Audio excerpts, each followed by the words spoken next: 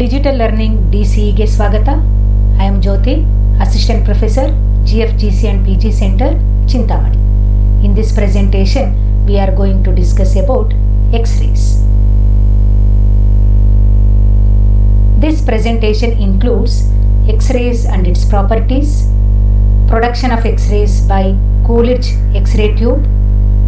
Under this, we are going to discuss construction and working of Coolidge X-ray tube. And then we are going to see how the intensity and quality of X-rays can be controlled in Coolidge X-ray tube. This is followed by X-ray spectra and types of X-rays, continuous X-rays and characteristic X-rays. And finally, we are going to discuss Moseley's law and its importance. The learning objectives of this presentation are to make the students to understand the definition of X-rays and its properties, construction and working of Coolidge X-ray tube, origin of continuous X-rays and characteristic X-rays, and statement of Moseley's law and its importance. Before going into the main topic, let us recall electromagnetic spectrum. Electromagnetic spectrum is the arrangement of all the electromagnetic radiations according to their frequency or wavelength. Now this electromagnetic spectrum includes gamma rays, X-rays, ultraviolet radiations, visible light, infrared radiations, microwaves and radio waves. Now let us know about the discovery of X-rays. X-rays were accidentally discovered in 1895 by William Rontgen, a German physicist. When he was studying the fluorescence of walls of a glass envelope, he noticed that some unknown invisible radiation has caused fluorescence in the paper screen coated with platinocyanide. He called these rays as X-rays, as X is a letter which is used as a scientific symbol for the unknown. X-ray crystallography. X-ray crystallography is a branch of crystallography in which we are going to use X-rays to determine the structure of crystals.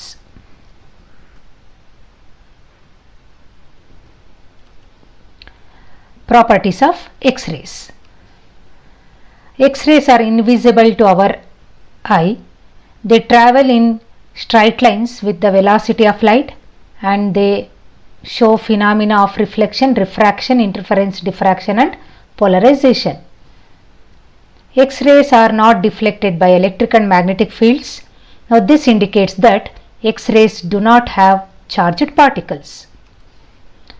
X-rays affect photographic plate stronger than the ordinary visible light.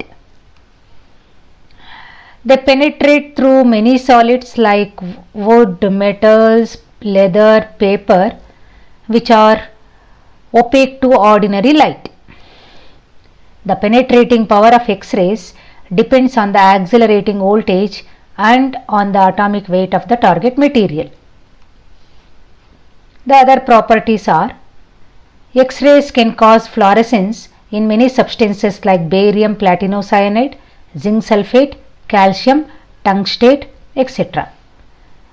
They ionize the gas through which they pass and the intensity of X-rays is usually measured by the resultant ionization current. They have a destructive effect on tissues of living being.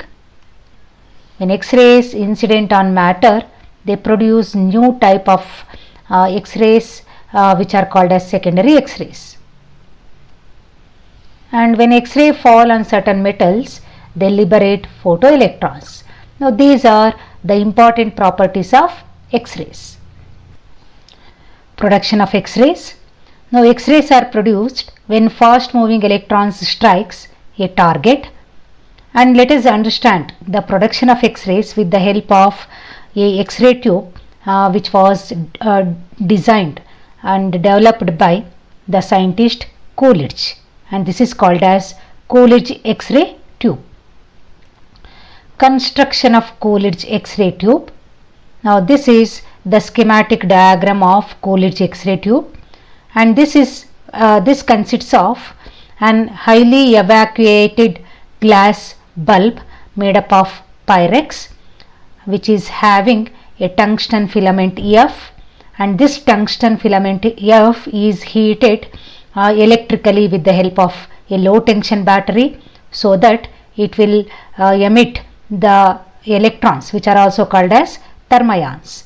Now this filament is provided with a molybdenum shield M, and this molybdenum shield is made a negative with respect to the filament. Now this filament will also considered as a cathode. This filament is also made as cathode by connecting it to the negative terminal of the high tension battery. The X-ray tube is having a target T, which is mounted on a heavy brass rod at an angle 45 degree to the electron beam direction. Now this target is also made as anode by connecting it to the positive terminal of an high tension battery.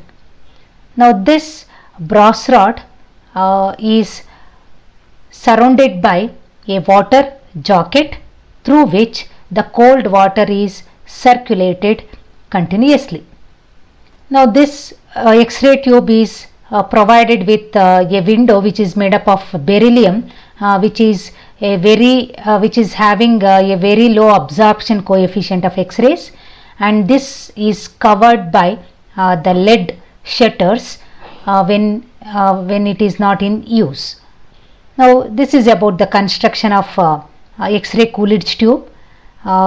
So here F is the tungsten filament, LT is the low tension battery, HT high tension battery, M is the molybdenum shield, C cathode, T target, A anode, W is the beryllium window with lead shutters, and the target is provided with a brass rod with a water jacket. Now let us understand the working of Coolidge X-ray tube. Now when the filament is heated electrically by using low tension battery, the filament will releases the electrons. Now these ejected electrons were focused towards the target with the help of the molybdenum shield, which is kept at negative potential with respect to the filament, and these electrons were made to accelerate and hit the target with very high kinetic energy with the help of the high tension battery. When these fast moving electrons strikes the target, X-rays are produced. Now during the production of X-rays, about 99.8% of the kinetic energy of X-rays are converted into heat energy. Therefore, an enormous amount of heat is generated at the target, and in order to remove the heat energy, now this target is covered by a water jacket through which the cold water is circulated continuously. Now we cannot use any material as a target, because since enormous amount of heat is generated, the target should be a good conductor of heat so that it can be effectively cooled by circulating water, and the target material should have very high melting point so that it can withstand the temperature which is generated during the production of X-rays. Also, here in the production of X-rays, the same target is used as an anode which is connected to a high tension battery. Therefore, a target should also be a good conductor of electricity. And the metals with very high atomic weight can satisfy all these conditions, and the metals like platinum, tungsten, molybdenum, copper can be used as target in the production of X-rays. So, working of Coolidge X-ray tube, that is, when a stream of fast moving electrons strikes a target which is of high atomic weight kept in vacuum, X-rays are produced. The electrons which move towards the target with a maximum velocity of square root of 2 eV divided by m, where m is the mass of the electron, v is nothing but the potential difference between the high tension battery, and E is the charge of electrons. Now let us understand the production of X-rays with the help of this video. Production of X-rays. The lab setup shown here was designed by Coolidge, and hence it is called Coolidge tube. It contains a highly evacuated glass bulb containing a cathode, which is a tungsten filament, and anode, which is a target made up of metal of high atomic weight. The pressure inside the bulb is maintained at 10 to the power of -6 millimeters mercury. When the cathode is heated by passing a current through it from a low-tension battery, it emits cathode rays. These rays are nothing but electrons. The filament is surrounded by a molybdenum cylinder, which is kept at a negative potential to the filament. This repels the electrons further, and hence the electrons form a fine pencil beam at the center of the cylinder. This pencil beam is also accelerated by the cylinder towards the target. The target is made up of a copper block in which a piece of tungsten or molybdenum is fixed. High thermal conductivity is used to carry away the heat generated to the cooling setup. Here we use copper, which is a good conductor of heat and can take the heat away from the molybdenum metal towards the water cooling system. The target is also tilted at an angle of 45 degrees, causing the electrons to hit at an angle. This will produce the X-rays almost perpendicular to the electron beam. A very high potential of 20 kV is applied between the source and the target.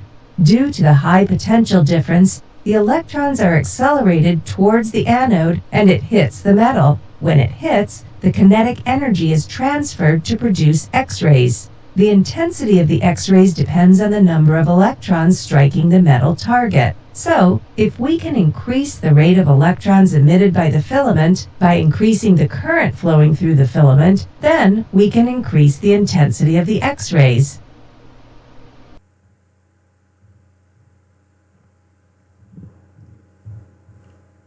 Control of intensity and quality of X-rays. Intensity of X-rays depends upon the number of electrons striking the target, and this can be controlled with the help of low tension battery. If the potential difference in the low tension battery is made high, then more and more electrons will strike the target and we will obtain the X-rays with high intensity. The quality of X-rays is measured in terms of their energy, and the energy of X-rays depends upon the kinetic energy of the fast moving electrons which strike the target. And the kinetic energy of these electrons can be controlled with the help of the high tension battery, which is connected between anode and cathode in X-ray tube. Now therefore this is the importance of the Coolidge X-ray tube, by using which we can have control over both intensity and the quality of the X-rays. Now, depending on the energy, the X-rays are classified into hard X-rays and soft X-rays. High energy or high frequency X-rays are called as hard X-rays, whereas low energy or low frequency X-rays are called as soft X-rays. Now this is the first X-ray photograph, and this X-ray photograph is the Roentgen's wife Berthes had.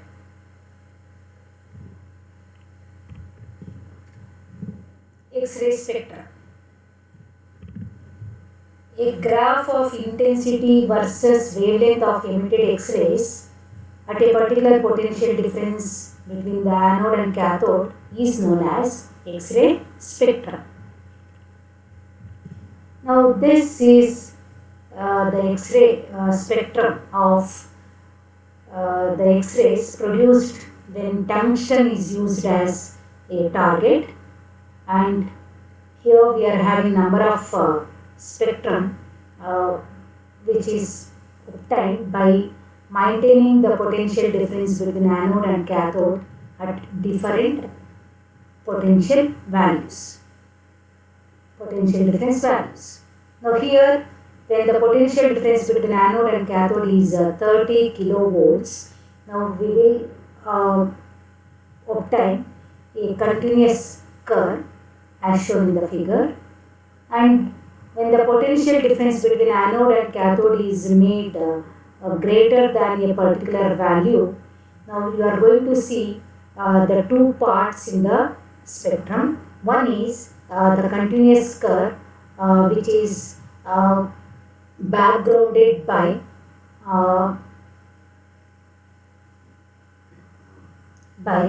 a characteristic line spectrum. Therefore, if you look at the X-ray spectrum, an X-ray spectrum is made up of two parts when the potential difference between the anode and cathode is made greater than a particular value. Now one part is nothing but the continuous spectrum, which is having all the wavelengths, and another one is nothing but the line spectrum, which is having a discrete monochromatic lines. Now if you look at the X-ray spectrum of the X-rays produced when the molybdenum is used as target, now we are going to see a continuous spectrum along which the line spectrum when the anode and cathode are maintained at a potential difference greater than 35 kiloelectron volt. Now from the X-ray spectra, it is clear that there are two types of X-rays. One type of X-rays are responsible for these continuous spectrum, and another type of X-rays are responsible for the discrete line spectrum. Therefore, there are two types of X-rays, continuous X-rays which produces continuous spectrum, and characteristic X-rays which produces the line spectrum. And if you look at the X-ray spectrum at one particular potential difference, it is clear that the X-ray spectrum has a sharply defined short wavelength limit which corresponds to the maximum energy of incident electrons, and the intensity of X-rays increases abruptly at shorter wavelength and reaches a maximum value at a particular wavelength, and then the intensity decreases gradually at higher wavelength side. The potential difference, as the potential difference is increased, the wavelength limit, that is lambda minimum, will shift towards the lower wavelength side, as well as the wavelength corresponding to maximum intensity will also shift towards the lower wavelength side. Now let us discuss the origin of the continuous X-rays and the characteristic X-rays in T-type. Origin of continuous X-rays. The kinetic energy lost by fast moving electrons during their retardation in the strong electro field of the target nucleus is given off in the form of X-rays whose wavelength ranges continuously from lambda minimum to infinity. Now, these X-rays are called as continuous X-rays. Now let us understand this, the production of continuous X-rays with the help of a diagram. Okay. Now this is the fast moving electron which is approaching the atom of the target.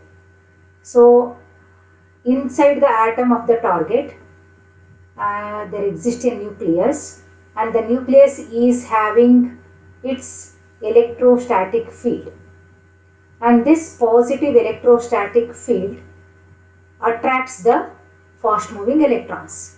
Now when the fast moving electrons will enter into the electrostatic field of the nucleus, now its energy decreases and therefore it experiences retardation, and the decrease in the energy is emitted in the form of photons, which are nothing but X-rays.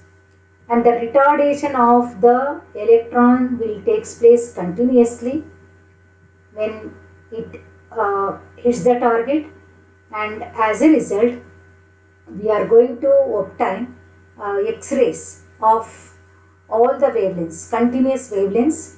And if you plot a graph of intensity of X-rays versus wavelength, we are going to get X-rays of all the wavelengths, continuous wavelength, and therefore the spectrum is called as continuous spectrum, and the X-rays which are responsible for this continuous spectrum are called as continuous X-rays.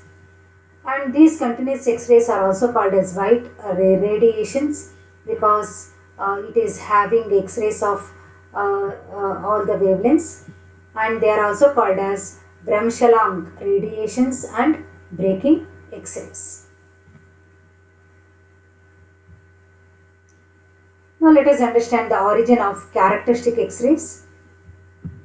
When fast moving electrons, instead of experiencing retardation, if the fast moving electron directly hit the electron which are present in the target atom, and if it removes the tightly bounded electron from the target atom, the electrons from the higher energy level will undergo transition to fill the vacancy.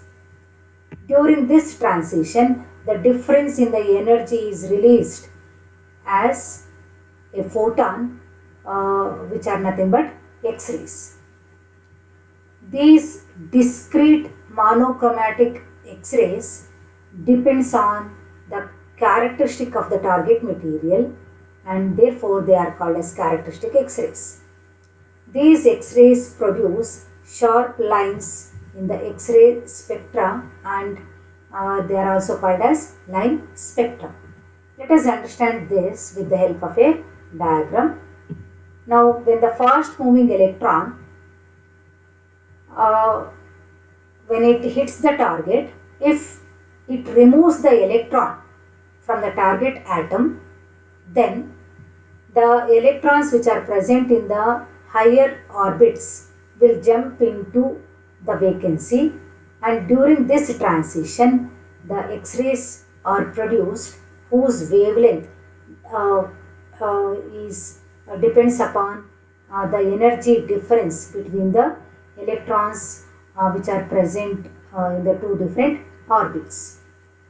Now when the fast moving electrons removes an atom which is present in the K shell of the target, then we are going to get X-rays which are called as K series X-rays.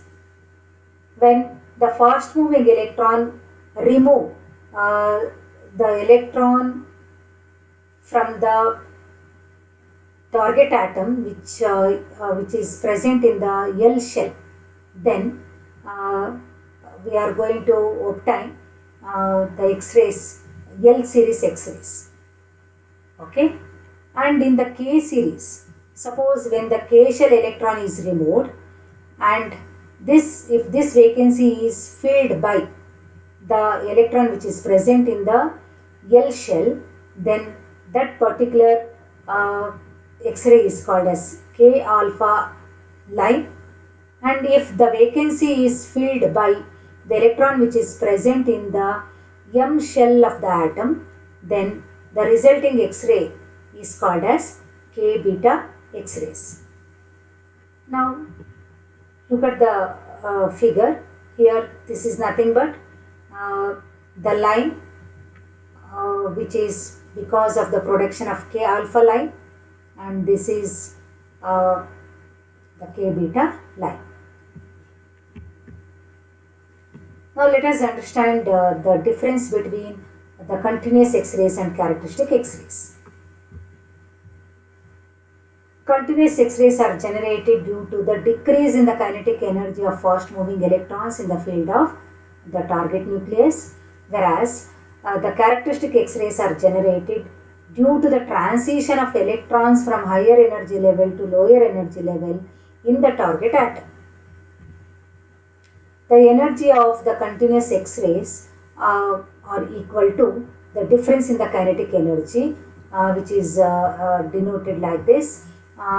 Energy of X-rays h nu is equal to half m v square minus half m v dash square, where half m v square is the initial kinetic energy and half m v dash square is the final kinetic energy of the electrons. And the energy of the characteristic X-rays is given by the expression h nu is equal to E2 minus E1, where E1 is the energy of the electrons in the higher energy level of the target atom, and E1 is the energy of the electron in the lower energy level of the target atom.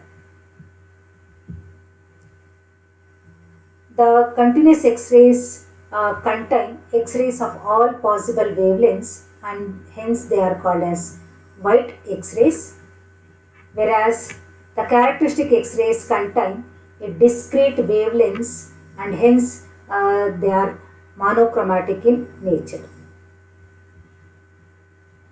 Wavelength of the continuous X-rays is independent of the target material, and it depends only on the potential difference between anode and cathode. Whereas the wavelength of the characteristic X-rays, they are independent of the applied voltage, but they depend upon the nature of the target material. Now let us know about Mosley's law. Now Mosley, he analyzed the characteristic X-rays. Now what he did, he changed the target elements and he measured the intensity of all the characteristic X-rays, and he plotted a graph of square root of the frequency of a particular characteristic X-ray with the atomic number of the target element. And for different characteristic X-rays, he got straight lines as shown in the figure, and these lines are called as Mosley's diagram. And from the graph, it is clear that the square root of the frequency of a particular characteristic X-ray is directly proportional to the atomic number, and if you remove the proportionality constant, we are going to get an equation like this. Square root of the frequency of a characteristic X-ray is equal to A times Z minus B, where Z is the atomic number of the target material. A and B are constants. Now A is constant for a particular line, whereas B is constant for a particular series. By rearranging this, we can write an expression like this. Frequency of a characteristic X-ray is equal to capital A times Z minus B whole square. Now, therefore, this equation is called as Mosley's law, and which states that the frequency of the spectral line in a characteristic X-ray spectrum varies directly as the square of the atomic number of the target element. Now let us know the importance of Mosley's law. Rearrangement of the elements in the periodic table was done according to their atomic number. Now that is, before Mosley's law, the elements are arranged in the periodic table according to their atomic weight. It was believed that the properties of the elements depends upon their atomic weight, but after the discovery of Mosley's law, it was realized that the atomic number is the one which decides the properties of the elements, and therefore the elements in the periodic table were rearranged according to their atomic number. And by arranging the elements according to their atomic number in the periodic table, now they were able to find out the missing elements, and the missing elements were later discovered, and the gap in the periodic table was filled by these elements. Correct atomic number of rare earth elements were determined, and Mosley's law is in accordance with the Bohr's atomic theory, and Mosley was the one who developed the concept of atomic number. He is the one who introduced the concept of atomic number. Now these are the importance of Mosley's law. Learning outcomes. From this presentation, the students were able to define X-rays, and they can able to list its properties. The students can able to explain the production of X-rays.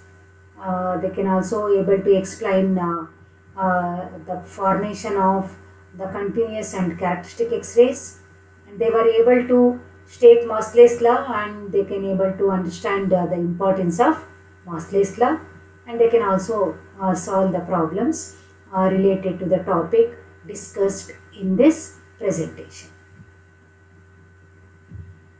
Thank you.